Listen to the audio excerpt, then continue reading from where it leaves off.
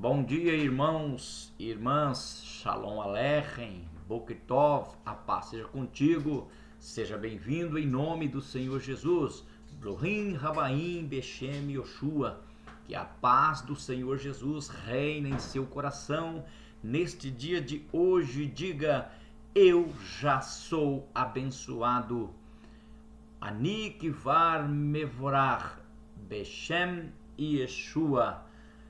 Nesta manhã eu quero trazer a oração do Pai Nosso para você na língua hebraica e traduzir para a língua portuguesa, que diz: Avinu Sheba Shamayim Uitkadosh Shemcha Tavu Mahul Keha Yaseh Etzoncha Kebashamayim Kembaret Et Lechei Hukenu Ten Lanu Rayon Ulach Lanu Ahataeno Kefin Sesuhin Gan Anachnu Lahot Inlanu Vialti Vieno Lidei Nisayon Que In Hatsenu Mihara.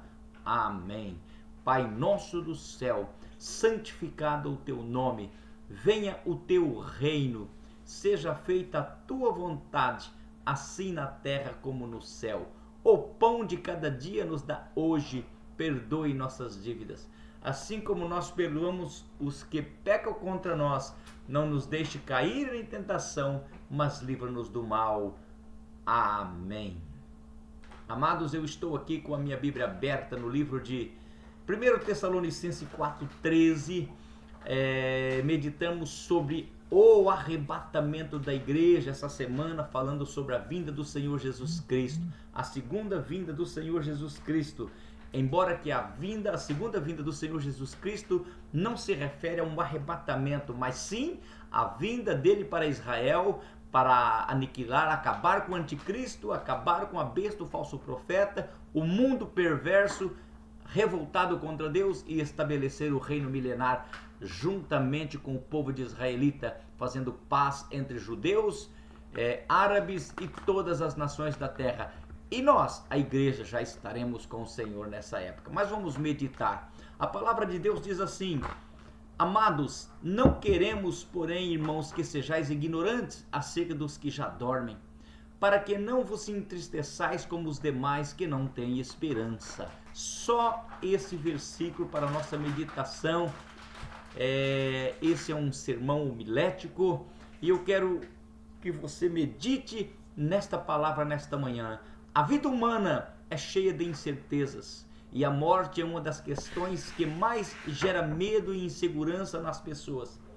Quando perdemos esses queridos nossos, muitas vezes somos assaltados pela dor, pela tristeza, mas a palavra de Deus nos ensina que para aqueles que estão em Cristo, a morte não é o fim, mas apenas uma transição da terra para o céu. Oh, glória a Deus, maravilha! Isso é som aos nossos ouvidos. Você imagina, a palavra de Deus já diz: bem-aventurado aqueles que desde já descansam das suas obras, pois não correrão o risco de sofrer a segunda morte. Por quê? Porque nós estamos em um mundo em que nós podemos a qualquer momento perdermos esse direito maravilhoso de ser arrebatado por Cristo. Por quê? Porque ninguém sabe nem o dia nem a hora que Jesus vem. E ele pode vir para você hoje, ele pode vir para você amanhã. E eu te pergunto nesta manhã: você está preparado? Está preparada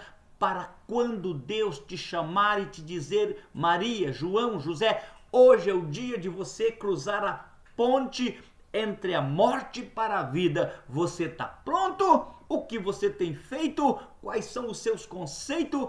O que você tem preparado para apresentar ao Senhor Jesus se Ele te chamar agora? Nós esperamos o arrebatamento, mas não contamos com o nosso propósito neste mundo, que para Deus pode estar parando hoje ou amanhã. Se ele vier daqui 1 minuto, glória a Deus, estamos salvos. Se ele vier daqui 1 hora, estamos salvos. E se ele vier daqui alguns anos, vamos ser salvos em nome do Senhor Jesus. Pense assim nesta manhã, que o Senhor vai abençoar a tua vida. A igreja em Tessalônica foi uma das principais fundadas por Paulo em sua segunda viagem missionária. Os tessalonicenses estavam enfrentando perseguições e aflições do Império Romano, dos falsos crentes, dos falsos irmãos, como hoje nós encontramos também. E havia muitas dúvidas sobre o que aconteceria com aqueles que já dormiam morrido em Cristo Jesus. Por quê? Eles imaginavam que eles morrendo, eles não iam participar desta segunda vinda de Cristo, porque para os judeus a segunda vinda de Cristo era para a implantação do direito a Israel novamente. Israel estava sendo massacrado por Roma. Israel estava sendo massacrado por pessoas ímpias, indignas, e eles esperavam o reino. Foi aí que Judas Iscariote, um dos discípulos de Jesus, não entendeu bem a mensagem da salvação e queria preparar Jesus para provocar uma rebelião. Por isso ele o traiu e entregou para ver se Jesus se manifestasse. Mas o reino de Jesus Cristo, ele disse, o meu reino é eterno, o meu reino não é deste mundo, eu não sou deste lugar. Judas, não é bem isso que você acha que eu vim fazer. Não, eu vim fazer outra coisa. Eu vim resgatar o mundo para o meu Pai novamente. Eu vim resgatar o direito do homem novamente, que Adão entregou na mão de Satanás para governar o mundo. Eu vim destronar o diabo, eu não vim implantar reino agora. E a segunda vinda de Cristo para o judeu era isso, implantar um reino e fazer deles a cabeça das nações, que é a promessa contida nas Escrituras. Mas o que eles não entendiam é que para nós e para eles, os que morriam em Cristo, a coisa seria muito melhor do que um reino na terra. Eles se preocupavam, e se esses irmãos falecidos vão perder a participação da segunda vinda, porque já morreram, não existe mais. E agora, como é isso? Paulo escreve para corrigir essa falsa percepção, essa falsa ideia, e para trazer conforto ao coração da igreja, porque eles eram ignorantes a respeito da morte. E no versículo 13 ele diz, não queremos, porém, irmãos, que sejais ignorantes, sem conhecimento acerca dos que já dormem. O que Paulo está dizendo? Olha, não fique sem conhecimento, porque quem morreu vai participar da segunda vinda de Cristo, do Messias, porque a segunda vinda do Messias não está se referindo ao reino aqui na terra. Vocês não vão estar mais aqui, nós também não vamos estar. Nós vamos estar com o Senhor na glória. E ele começa falando. Paulo inicia corrigindo uma possível falta de conhecimento dos tessalonicenses acerca dos que dormem. Uma metáfora usada para a morte daqueles que morreram em Cristo, dormir. A palavra dormir aqui é significativa. Ela denota um estado temporário, sugerindo que, para o cristão, a morte não é o fim, mas um estado de espera para a ressurreição dos mortos. João 11:11 diz, Jesus também usa a expressão ao se referir com respeito a Lázaro. Ele disse, o nosso amigo dorme e eu vou despertá-lo.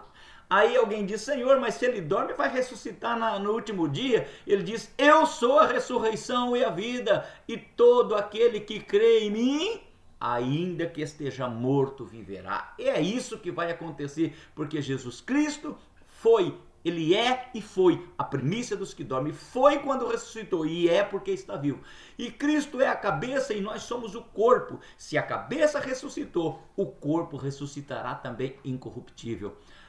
Muitas vezes o desconhecimento sobre o que a Bíblia ensina sobre a morte pode nos fazer temer ou nos entristecer de forma desmedida. O que falta é uma compreensão sólida das promessas de Deus em relação à vida após a morte. Há umas teorias, morreu, ele fica lá na sepultura, o Salomão diz que jaz ao esquecimento, o Provérbios diz que a pessoa morreu não volta mais, o pó volta à terra que eu era, o Espírito a Deus que eu deu. Epa, peraí, nós temos que analisar cada ponto. Por quê? No Antigo Testamento, a ideia que eles tinham de morte não é a mesma ideia que tinham de morte no Novo Testamento. Porque Jesus diz que no Novo Testamento, ele traz claro, no Antigo Testamento não tinha Cristo, no Antigo Testamento não tinha graça, no Antigo Testamento não tinha o batismo de João que começou ali para o arrependimento, para perdão de pecado, não. A ideia de Salomão era que todos iam para o mesmo lugar. O cemitério é lugar onde os bons e os ruins se confrontavam. Ele imaginava que na cabeça das pessoas, o mal e o bom vêm para o mesmo lugar. Mas nós temos uma coisa bem diferente. O apóstolo Paulo ele diz que no momento em que nós fechamos nossos olhos aqui, quando esse tabernáculo, ele estava se referindo à vida dele, se desfizer, nós temos um, feito não por mão de homens, mas eterno, no céu. Então, há muitas pessoas hoje tristes, sem esperança. E Paulo diz para eles, olha, eu digo isso para que não vos entristeceis como os demais que não têm esperança. Paulo não está dizendo que os cristãos não devem se entristecer com a morte. A tristeza é uma emoção natural e humana. No entanto, ela destaca que a tristeza dos crentes é diferente. Aqueles que não têm Cristo, quando enfrentam a morte, encaram uma desesperança, pois não acredita que vai ver o seu ente querido de novo. Acreditam que ela é o fim de tudo. Hebreus 2:12, sem Cristo e sem esperança no mundo, é como eles vivem. Efésios 2:12, né? Eles vivem, além de não ter Jesus, não tem esperança de ver o seu ente querido de volta. Mas para os crentes, há uma esperança firme na ressurreição. A morte é um ponto de transição para uma nova vida na presença de Deus. Mas, pastor, então aquele que morre vai para onde? Segundo as Escrituras Sagradas. Nós não podemos falar nada fora das Escrituras Sagradas, nós temos as Escrituras Sagradas. Jesus afirma dizendo que o fogo não apaga e o bicho não morre para onde vai a pessoa. Outra coisa, Jesus afirma que Lázaro foi levado pelos anjos ao seio de Abraão e o rico foi sepultado. E mais tarde o rico está onde? No Hades, em planto, desespero. Como cristão, devemos encarar a morte com esperança, sabendo que os que morreram em Cristo serão ressuscitados para viver eternamente com Ele. Nossa tristeza não deve ser a tristeza de desespero, mas uma tristeza temperada pela esperança da glória futura. Nós devemos ter esperança. Qual esperança? A esperança da ressurreição. Porque se cremos que Jesus morreu e ressuscitou, assim também Deus tornará a trazer com ele os que dormem em Jesus.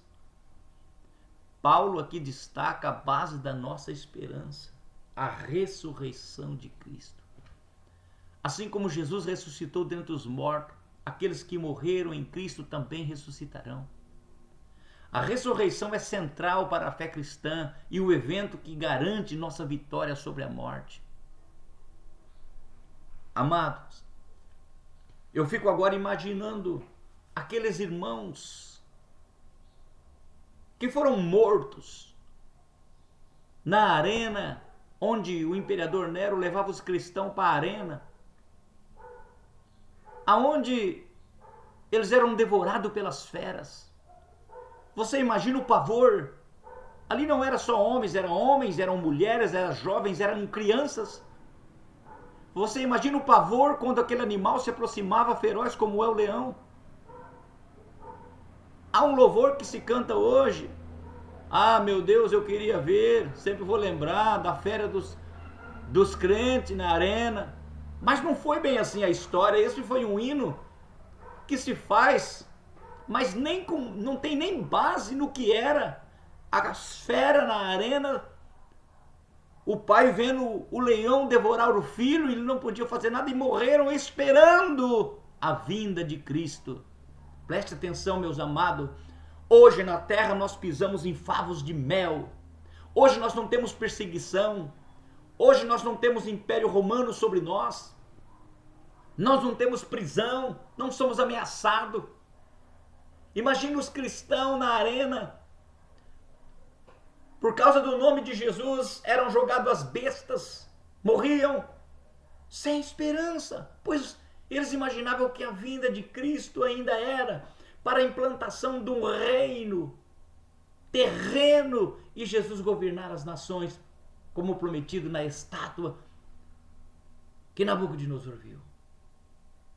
Eu quero que você vá até agora as fogueiras da Santa Inquisição, aonde por causa do nome de Jesus eram queimados como hereges. A própria Igreja Romana perseguiam os cristãos, massacravam, entravam casas. Sem mencionar o que o apóstolo Paulo fez com Estevão, tudo porque esperavam a segunda vinda de Cristo.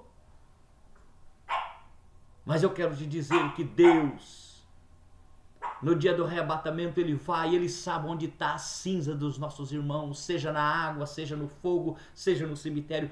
O Espírito Santo sabe onde está essas cinzas.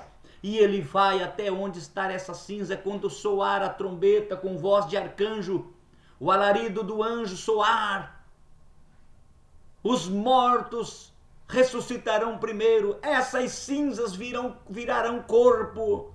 Os que estão na água vai voltar a funcionar e virar corpo de glória, e nós, os que ficarmos vivos, seremos transformados e arrebatados para estar com o Senhor. Paulo diz em 1 Coríntios 15, 20, mas de fato Cristo ressuscitou dentre os mortos, sendo Ele a primícia dos que dormem. Nossa esperança de vida eterna está fundamentada na vitória de Cristo sobre a morte. Porque Ele vive, podemos confiar que da mesma forma ressuscitaremos e vivemos com Ele. Não queremos, irmãos, que sejais ignorantes. O verbo aqui usado por Paulo expressa o desejo de esclarecimento. Ele não quer que os crentes fiquem sem o conhecimento vital sobre o que ocorre com os que morreram. Acerca dos que dormem, palavra dormir, koimaumai, é uma metáfora que indica que a morte do cristão é temporária, assim como o sono. Aguardamos a ressurreição. E por último, para que não entristeçais como os demais, Paulo faz uma diferença clara entre a tristeza dos que têm esperança em Cristo e dos que não têm. Deus tornará a trazer, essa é a diferença, uma promessa de que mortos em Cristo ressuscitarão quando Ele voltar, reforçando a esperança de vida eterna. Ele usa uma figura de linguagem, duas metáforas para dormir, referendo à morte dos crentes, expressando a ideia de um descanso temporário antes da ressurreição final.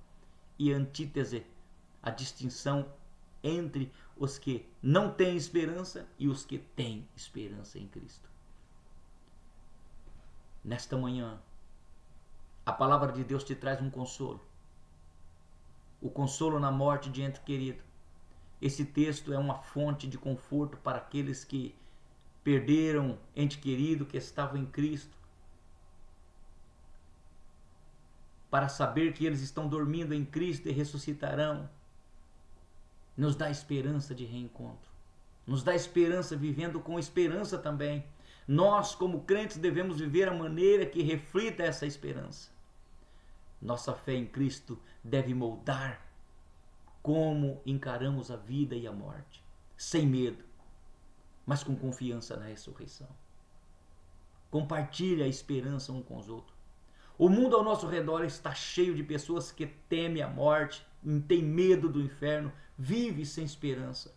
E nós temos a responsabilidade de compartilhar a mensagem da ressurreição e da vida eterna com aqueles que ainda não conhecem a Cristo. Em 1 Tessalonicenses 4,13, Paulo lembra que nossa fé em Cristo transforma a maneira como lidamos com a morte. Enquanto o mundo encara a morte como desespero, nós, como crentes, temos uma esperança viva.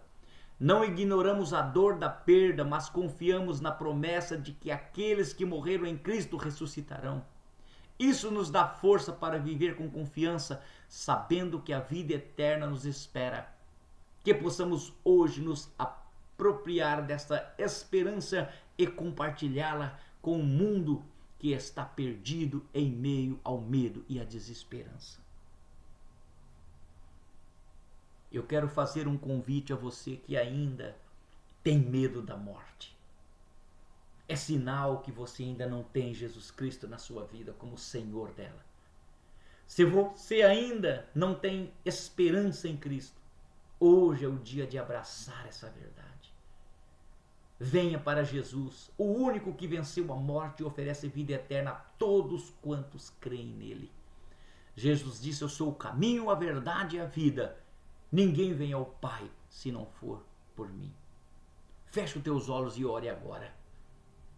Soberano Deus, eterno e maravilhoso Pai, nesta manhã estamos aqui diante de Ti, ó Deus, invocando o Teu nome, após esta mensagem, Senhor Jesus, sobre o arrebatamento, 1 Tessalonicenses 4,13. Deus, e quando esse acontecimento vier sobre a face da terra, muitos ficarão frustrados porque não deram crédito à palavra da salvação, à palavra de Cristo. Outros estarão felizes, eu quero me incluir neste grupo porque eu tenho certeza da minha salvação e meu amado que me ouve também. Pai, que o teu nome seja glorificado nesta manhã e que nós não percamos a esperança, pois esperamos Jesus voltar hoje, pois ele diz: vigiai, porque não sabe quando o Senhor vai voltar. Ele diz, uma metáfora: eis que venho como ladrão, guarda os teus vestidos para que eu não te encontre nu e não veja a tua vergonha. Guarda o que você tem, guarde, meu amado, nesta manhã o que você tem. O ladrão não avisa quando ele vem. Jesus não avisa qual é o dia que ele vai glorificar o nome dele com a tua morte. Que a tua morte será vida e ele vai recolher. Você não sabe qual é o último dia do teu propósito. Talvez eu estou falando agora, mas daqui a 1 minuto o meu propósito se finda. Eu quero estar preparado e eu estou preparado para ir morar com o Senhor Jesus nas nuvens de glória. Que o Senhor Jesus continue te abençoando. Tenha uma boa tarde, um bom dia, em nome de Jesus. Shalom Aleichem. E não esqueça, eu já sou abençoado em nome de Jesus. Ani Kiva Mevorach Beshem Yeshua. Amém.